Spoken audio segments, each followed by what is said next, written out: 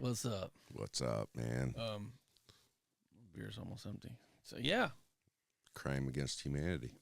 I had to hurry up and hit record because we started talking, and it's like good conversation. I was like, wait, save that. That's good stuff. My big question this week was not necessarily how were the Great Pyramids built, but like just the basics. How in the hell did they get these big stones into these perfect, symmetrical spaces, shapes? Some of the stone is different. The granite and things had to travel 500 miles. Right. Yeah. I saw so many different theories on this, and I can't make heads or tails of it. There's theories that we were just saying this, that there was where a chariot full of aliens came down and graced us with knowledge. You posed a good one that different periods in our history where there's been major catastrophes and things. Yeah, civilization rises up, gains a certain level of knowledge, and then they're knocked back down to just, you don't have time to do anything but survive, gather food, stay alive. And then as things become progressed and you have a little more free time, now you can kind of think about, technologies and things. You lose all those stone tablets that had all of the factual information. Your library's gone. What are you going to do? Right. It makes me think of there's another theory out there. Gosh, I can't remember the guy's name. He worked for NASA in the 70s, and he theorized that one day we keep putting all these satellites and things into orbit, and we launch a rocket. It drops pieces into space that stay in orbit, and today it's an issue. Oh, yeah. And his theory was at some point, your satellites aren't going to work. They're going to get ruined or wrecked by your own pieces of garbage from your other satellites and rockets. Right. Space junk. Gosh, I can't remember his name. I'll have to look that up. But they said there's 47,000 recorded and known pieces of useless items floating in our atmosphere. Wow. Useless. And any one of those crashing into another creates now 100 pieces or 1,000 pieces. Imagine a small bolt and nut from, just anything, just something household, just very small, size of your thumbnail, could take out a space shuttle mission. Sure. Could take out a satellite. Traveling at whatever, 17,000 miles an hour, 30,000 miles an hour. Go right through it. It's crazy to think about that. Yeah. So, not to mention all the other space particles, little grains of sand or, bigger, that's from already something that hit a surface of a planet or a moon or a star and broke off into space too. Sure. Yeah. So then you have the a lot of this goes back to, like I'm saying, the pyramids and stuff, and the writings, the hieroglyphs. It was a place where things were recorded. Even in caves, they talk about, the paintings showed scenery, conveyed, hunting a large beast, a mammoth, or, other cave groups or whatever. How do they gain the knowledge? How do they record the knowledge? How do they, then share it? And I think it just, for me, it was just like, how do they even just know how to make these blocks? Let's just keep it that basic. They made a block, and then they moved it a great distance. And then once they got it that distance, how the hell did you hoist it? Yeah. And continue? And I'm like, wow. So then and then I'm in the rabbit hole. So then I'm in the Easter Island. So I wanted to show you this. All right. These guys, this is only a couple minutes. You stand straight up. Most of the moai lying on the road have angled bases. And Carl and Terry believe that angle had a very specific purpose. I can edit a lot of this out. Road moai has to be shaped in a way that can be transported. They did it by shaping their base so they leaned forward to enable them to walk. This is a great example of the forward lean of these transport moai. So if you took this statue and we could put it back up, it would be leaning really far forward. It means that as you rock it side to side, it falls forward across that front edge and takes a step. Yeah. Without that, it would just rock back and forth and not really go anywhere. And walking really describes what these moai did. To test their theory, in Watch this. 2012, Carl and Terry built a model of a moai out of concrete, carefully mixed to match the fragile density of the ancient statue's volcanic rock, and made it walk. In our experiments, we found it took remarkably few people to move the statue. Can't We were deny terrible that's- at it. You know, we were the That's least working expert there. of That's any people working. who've ever moved a moai in the world. But we were able to do a 5-ton statue with 18 people. Wow. Yeah. That's very interesting. Yeah. And there was a theory for a long time that because they were buried, you can only saw a lot of them from their shoulders up. But there were some that were across fields, and they had them all across this island. And there were some that had like these large, sort of divoted, almost like a ditch behind them. And they couldn't figure out what that was. And that could very well be just from the rocking. Right. They just figured out, you know. I did see something else on there where yeah, they had a bigger base to that. Like maybe that was twice as tall as what they showed there. Exactly. And they took it to a hole. They dug a hole, and then they kind of had a ramp that it fell into, and then they stood it up, and then they buried the base of it, and then the rest you didn't have to worry about it tipping over or whatever. But it's amazing that you know, it's, again, you had to be in a place where you didn't have to worry about surviving each and every day.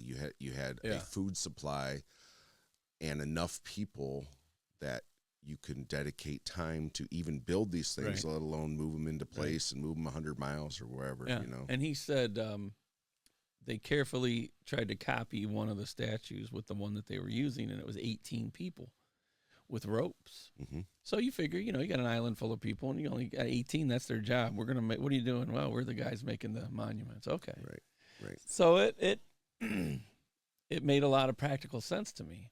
What still has me baffled though is when I go into I mean, obviously I'm using the internet. I feel like I should go to the library and look for some books and stuff, but all the different theories on how they move these stones. And I've heard so many different things. One of them that's sort of recurring is the use of water, mud, sticks that would, so you could make like a bed of boards that things could roll across. And I've done that where you put something down, you start to roll it, you hurry up and take it out of the back, come back around the front, throw it in front. Sure. You know, team effort thing. I heard that same thing, but somebody debunked that with at least the larger blocks that are so heavy, they wouldn't have had enough wood or with the right composition. It would have just crushed it or pushed it into the sand. Like there's that doesn't explain how they can move a 60-ton rock that's, you know, 60 feet long and 12 feet high and, you know, tremendous. So these guys, because that was debunked, they found in the hieroglyphs somewhere that we'll turn this one down. So they're showing the 2.5 ton stones. Mm-hmm. They're showing like a sled almost. So 2.5 tons, 5,000 pounds. Yeah, showing like a sled almost. And it can't just be that they put 100 people in front of it with ropes. There had to be something under it, you know, to give it a way to move. So they're showing. Well, they continue though. They go from that theory, and they go into the use of water, where this guy would ride that sled and keep watering, and it would cause little bubbles and ways for it to slide. Right. Well, then they went even further and they said, well, we're looking at these hieroglyphs here, and they built a waterway and figured out a way to float some of these stones. But that still doesn't make a lot of sense to me, because I'm like, well, wait a minute. Okay, I understand you could float something across water easier. And they are showing old writings and different things, but it just doesn't add up just to be enough to make sense. I'm not sure the displacement's there for floating a stone like that. Even if you did, let's just say you did, how are you going to get it out? That's fine. Yeah, you can maybe get it there. Right. And they would have to, you know, they're showing ramps built up. So they'd have to have the technology to build ramps bigger than the pyramid that they're going to build. Yes. Out of something that wouldn't get crushed by the weight of these things. Build that first just to move the blocks. Well, Right. How did they do that? Right. So then you got this guy. He's showing some different things. He's pulling a sled with a rope. It's making a lot of sense, but I just don't see it being like look, they have to use they're using a mechanical force, right? equipment. They can't do it. They can't do it. So and that's a small stone. So I'm thinking, yeah, it's a method, but I'm still skeptical on this whole water thing. Like they got this thing just floating perfectly in place, and then you pull away the flotation. Now you got this thing sitting here. What are you gonna do? Okay. That's what I'm saying. So you saying the water level was high enough to the top of the pyramid? I don't know. I believe mud could be something, I think they're reaching to it, but it barely gives a plausible explanation for getting it there, but to get it lifted. And then inside the King's Chamber, they talk about a 60-ton stone that is elevated above an open space. It's above a pit. It's locked into a place with nothing underneath it. So the other theory, the only one that makes sense to me, is a series of ramps around your central structure that you continue to build out or build on top of those ramps. Mm-hmm. So that would... let's say if your ramp was like at a 40, 45 degree angle, it couldn't be a 45. It couldn't be that hard of an angle, but the ramp would have to be 10 miles long to be gradual But let's enough. let's just say it was a slight angle. I could see that you could figure out a way to slide some things up. So I have a lot of skepticism, and I still have a lot of wonder, and there's so many theories about how they did this. And then the other part of it is, so let's move beyond the basic stone, right? Mm-hmm. So now they've made these, or the block, I said. It's okay. So you made a block. You figured out a way to move the block. You figured out a way to stack the block. You made a shape with the block that has chambers in it, causeways, whatever. How do you even cut the stones? But how did you make them? Right. But let's go a little further beyond that. Okay. How did you line all these up perfectly so that you would know when there's eclipses and things like that with stars and all that? So now there's even more advanced stuff going on. And each side is perfectly symmetrical within a half a degree or 1 degree, and it's aligned north, south, east, west.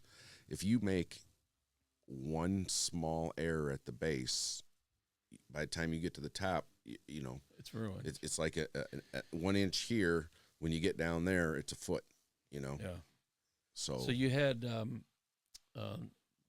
gosh, I said his name and now I forgot the first ruler, but it was his architect that came up. Ramsey that came up with all of that for the stones and everything, for the shapes, the layouts, everything.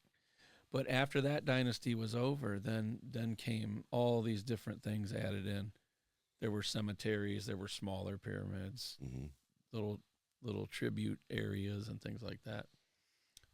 There's also proof out there like the Sphinx is a much larger structure than what anybody's ever been able to see or find or figure out, and it's much older and all this different stuff. So you have so much mystery, such a road you could go down there.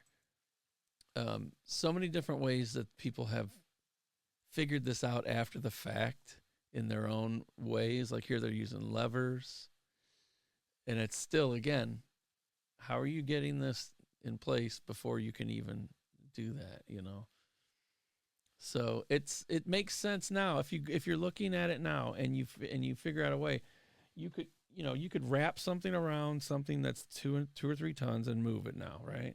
You could figure it out now. But I just don't think you're answering what really went down back then. So then you go on the other side of the world and you go over to Stonehenge.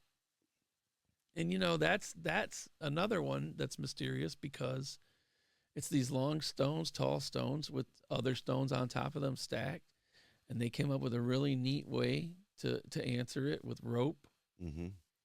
And a pit. And it worked. It worked. So I can totally believe that and see that. And it's so rudimentary, but yet it's laid out in a place that has to do with the stars and things like that. It was more or less for a farming calendar kind of thing. I think that's what they said the use of it was later. They could look through, see where the sun was, and know they still had so many weeks left or whatever to plant and things like that, was a theory. It's a big, and long process to build a calendar, but I suppose but, that's your life back then. Yeah. But I guess also that there was more than one in the world. You know, over time, obviously, they've been knocked over. Like kids just walk by, I knocked that thing over. But here's what's really cool. Here's somebody, this guy in Michigan, Wally Wallington. Okay. This is back in 2000. All right. This guy, he figured out ways with no devices, only wood, some rope, and stones. And he figured out a way to move great amounts of weight. And when I show you this, you might have seen it already before. It's been around for a long time. He has a goal at the end. He wants to raise something vertical on his own. So you'll see how he does it. But through the course of this video, it's pretty amazing because he shows you something he developed. There's 300-pound stone. Shows you something else. That's 1,600 pounds. Shows you something else. He moved a fucking pole barn for his kid by himself. Wow. With his, setup or whatever. And it's like, it's not, and what's amazing is, it's one of those things where you look at, you never fix something where you just go, I'm going to eyeball this, and it works. I feel like that's what this guy does. Got lucky. But check this out, man. All right. This is amazing. Well, it wasn't necessarily an alien came and gave somebody knowledge, that somebody figured something out. Sure. And you nailed it. There was a great calamity, loss, whatever, and no way to record the knowledge. Mm-hmm. Or it was recorded and it's lost. It hasn't been found. It's been buried under sediment, ash, whatever. That explains maybe Stonehenge or, the Easter Island, but not the pyramids. It still gave me a little bit of understanding of how even they could have figured a way to move some things to the work site at least. Mm-hmm. But I wanted to mention that it was Khufu. Okay. The Great Pyramid of Giza was built during the reign of Khufu. The blocks were about 2.5 tons. So what do you got? 5,000 pounds, right? Right. Yeah. So like I said, moving them, mud makes sense, clay makes sense, some type of sled makes sense. If they had camels or horses or even elephants, probably is my guess, something like that. It still doesn't tell me how the hell you got them up and this. How you stacked them. Yeah. And stacked them perfectly. The ramp, like you said, is like, geez, you'd have to have 500 feet just to get to the right angle, just to start the first slope. Mm-hmm. And then what's the ramp made out of? Right. That doesn't get crushed. Who thinks they want something like this, and then who puts it to work? They said it was his architect or whatever, and it's like, well, who even has an architect? Like you're a ruler. It's like, I need an architect. I need something of everything, And I mean, it shows my ignorance about how many actual pyramids there are, but to do this and nail it the first time or the first 3 times here, or are there other pyramids that were started and then not finished because we didn't get that right? Let's abandon that. Let's start again. Are there examples around the world of half-built or quarter-built pyramids that we messed up? Well, how do you get it right? You had a lot of that. So go down to Mexico with the Mayans. The Mayans had things they figured out, and the Mayan people were completely wiped out, gone. Mm-hmm. How did they do some of those things? Gobekli Tepe and Gobekli Tepe. Yeah. Another amazing site. I mean, they got some of those in the one in that you're just describing. I forget the name of the place, but they have perfectly drilled holes or shapes recessed into this very hard stone. How do they have the precision, the tools to do that? They say that nowadays with diamond drills and all that, they couldn't make the progress. It would be so slow and arduous. And of course, I mean, they didn't have mechanical stuff that we know of. That, you know, back then to be able to make those perfectly shapes, and some of those stones are not even, they're like 90-degree corners sitting on top of another one, and you can't even put a piece of paper in between. They're so perfectly aligned. It is just something that I don't know. I've always been enamored with the whole thing. And then, you know, I was joking around about Indiana Jones earlier, and they use pieces of historical things, and they put them in the movies. They put them in the video games. You don't even realize that that's some factual things that you're hearing in these fictional events or whatever.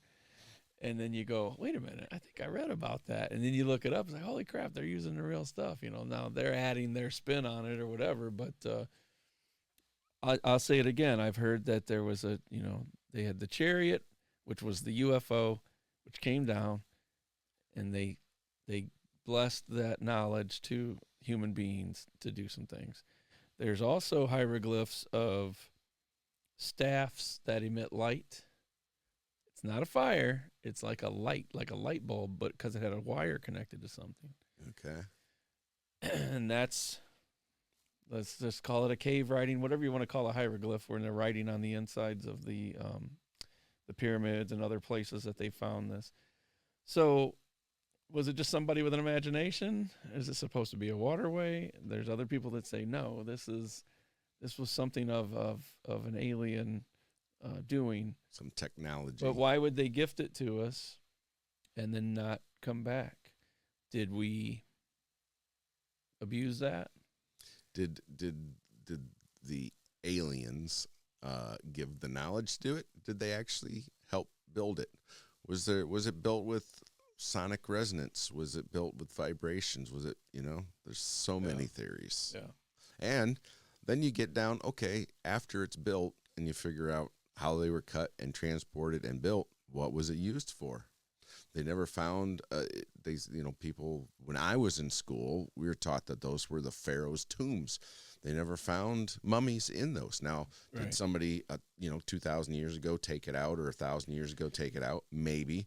But there's no evidence that it was used as a tomb, that it was used for some other purpose.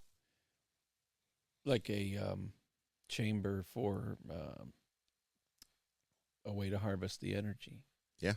Like we have a gas tank, so to speak, or a fuel cell for a battery. Maybe that's what the pyramid was.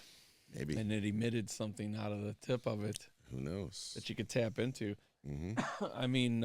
or harvesting something. There's human beings through time, just like this guy in Flint, Michigan, who just eyeball it. And they don't maybe understand what they're tapping into. Another person that was a genius that did some of that was Nikola Tesla. Right. He was working on wireless power, transferring power wirelessly, and mysteriously gets no more research and no more money and shut down, and the mystery around his death and all this. And it's like that could have been something.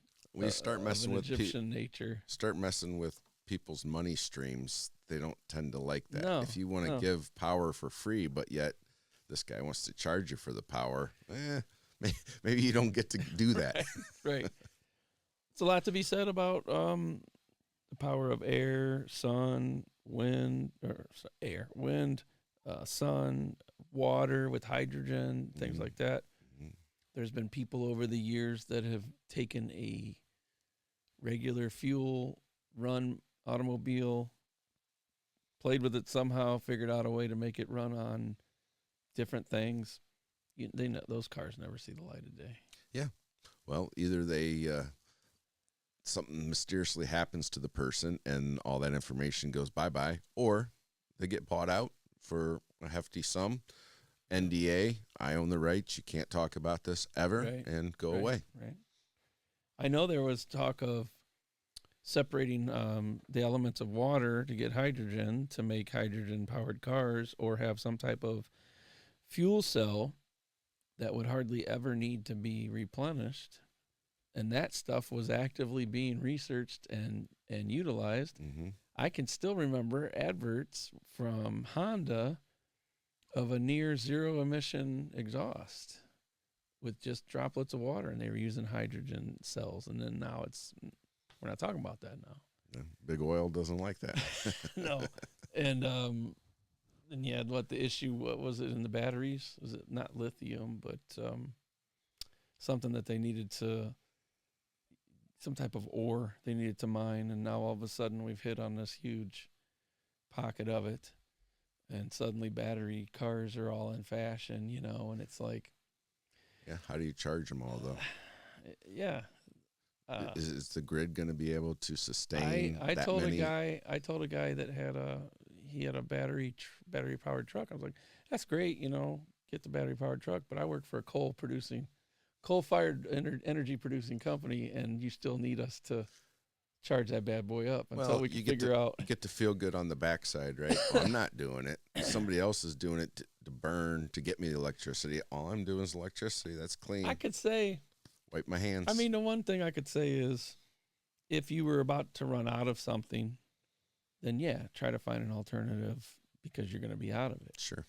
The other side of it is, with what I've seen in the industry I'm in, is the equipment wears out really fast. It doesn't last very long. And you're talking a few decades, and those decades are enough time for different political entities getting involved, and those having the business ties. Like you said, yeah, we're not going to do that anymore because we want this over here.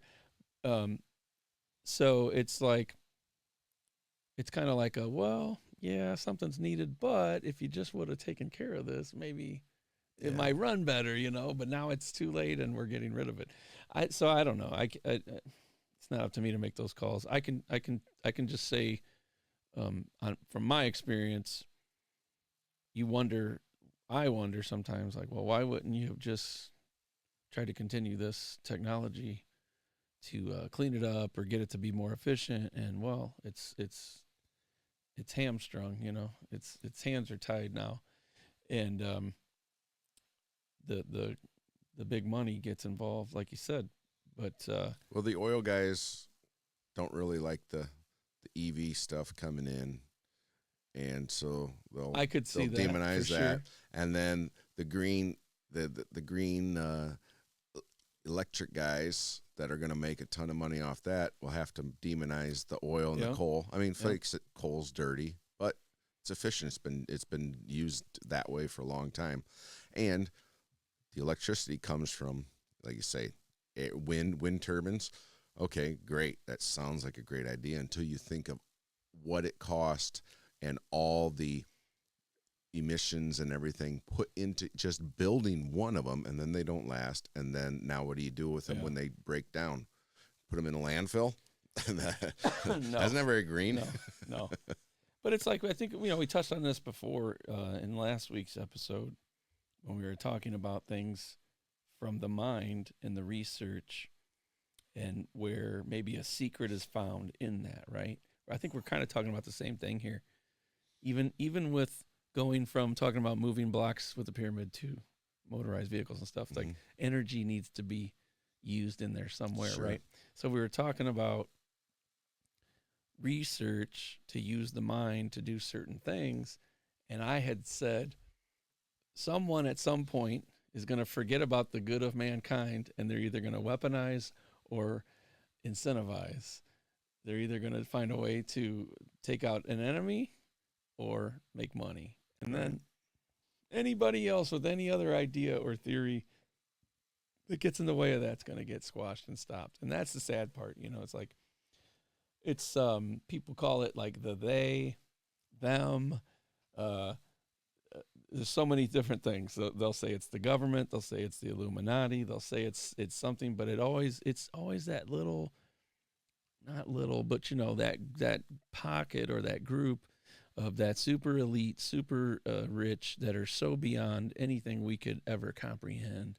And they just have all the people to pull all the little strings, you know? And it's like, no, we don't want to do that.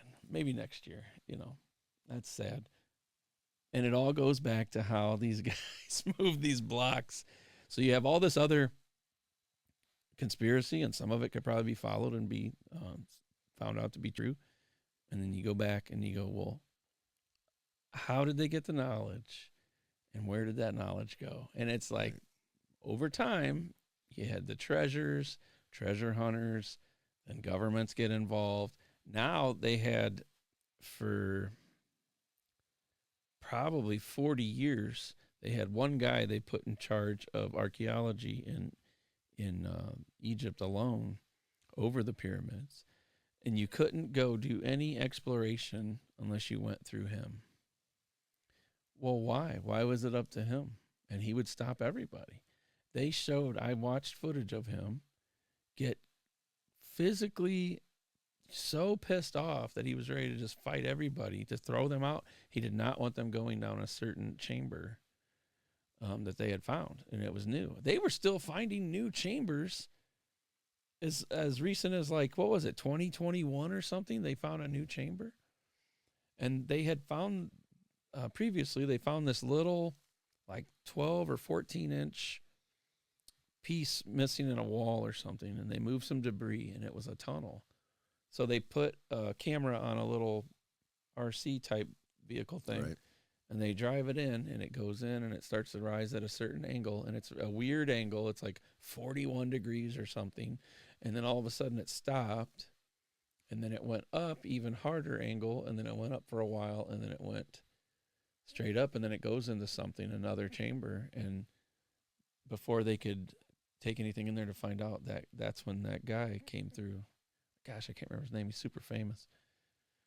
Super famous for this stuff anyway. Uh-huh. He put the brakes on all of it. It's like, well, why are you stopping from finding out? Like, it's like you just said, they don't even have bodies in the tombs. Right. We found a couple pharaohs in the gold and all that in the burial things, and that was it. What the heck is the use of this?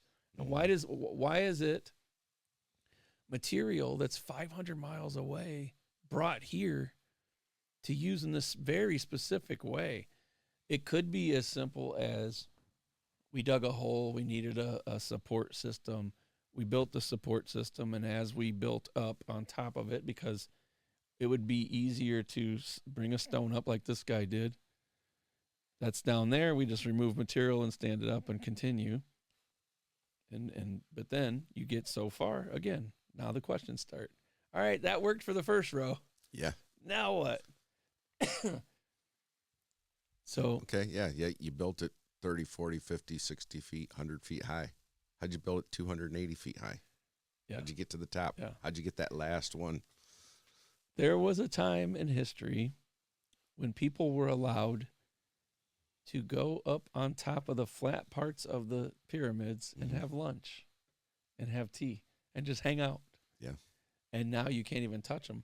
And I didn't know that they had been coated with like a white sandstone material, almost like a paint. Yeah, it looks really rough nowadays. Yeah. But they say that it used to be all smooth. And they took that off to use for building material in other projects after wars and things like that, which is wild to me that you would go take something from like your treasured one thing in your country that's like this great mystery. Like, hey, let's just go pull the top couple layers off of that and use it over here. Right. It kind of blows me away. But I guess as time goes on, humanity's going to do that eventually. You know, you're always going to have, like, that's what archaeology is. You know, they go out and they dig in these places and they dig down 3 feet and they find the remnants of another layer of life.